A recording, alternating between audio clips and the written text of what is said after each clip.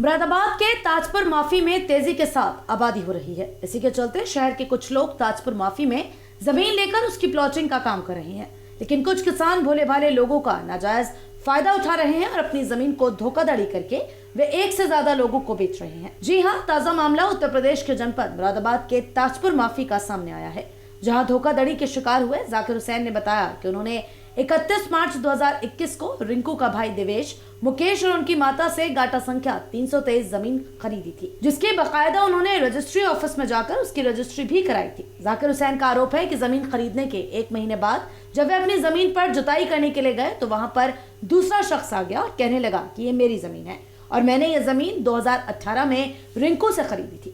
ये सुनने के बाद पीड़ित जाकिर हुसैन के पैरों के नीचे से जमीन निकल गई। इसके बाद पीड़ित ने कटघर के रामपुर दौराहे चौकी पर जाकर इसकी शिकायत भी की थी। पीड़ित का कहना है कि अभी तक मामले में कोई कार्यवाही नहीं हुई है। इसी के चलते पीड़ित ने उत्तर प्रदेश के मुख्यमंत्री योगी आदित्यनाथ और मुरादाबाद के जिला प्रशासन से मामले में न्याय की गुहार लगाते हुए इंसाफ की मांग की है।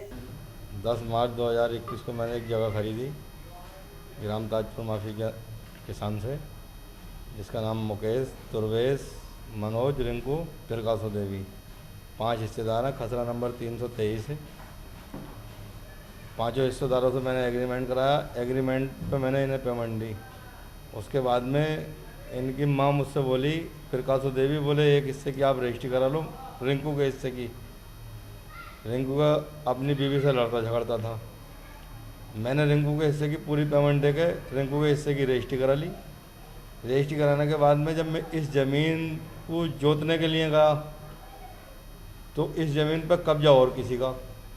मैंने जब उनसे पूछा जिनका कब्जा था कि भाई ये जगह तो मैंने खरीदी है, तो ये 5 ही लोग 2018 में ज़मीन बेचे हुए थे दूसरी पार्टी को, उसे बैनामा करा हुए थे। उनका नाम भूरा, इरफान और मियाँ, इन 3 लोगों को इन्होंने 323 खसरा नंबर 323 की सारी जगह बेच रखी है। कितना टाइम पहले बेच दी थी लगभग आपकी रजिस्ट्री से? मेरी रजिस्ट्री कर लगभग करीब 3 साल पहले। अच्छा। और मेरे साथ में 420 करी, मुझसे पेमेंट ले ली 420 से। अब ना ही मेरी पेमेंट वापस हो रही और ना ही मुझे जगह मिल रही। क्या कह देते हैं वो आपसे? और मुझसे कहते हैं, मुझे तो धमकी देते हैं, बोले अगर आपने ज़्यादा कोई कार्रवाई या पुलिस केस करा तो हम एक्सचेंज में आपको बंद करा देंगे और जान से मार देंगे, ये कर देंगे, वो कर देंगे। लगभग आपका कितने रुपए की धोखाधड़ी हुई? मेरे कल लगभग 9.5-10 लाख रुपए हैं इनकी तरफ। कुछ भी वापसी नहीं करा? कुछ भी वापसी नहीं करा इन्होंने। जिसका मेरे पास एक बैनामा है एक हिस्से का, बाकी एग्रीमेंट पे रुपए हैं मेरे, और एक भी पैसा वापस नहीं करा। पुलिस चौकी रामपुर दौराहा गए थे हम, और जब चौकी पर गए तो चौकी इंचार्ज राशिद खान थे उस टाइम। उन्होंने इन लोगों को बुलाया।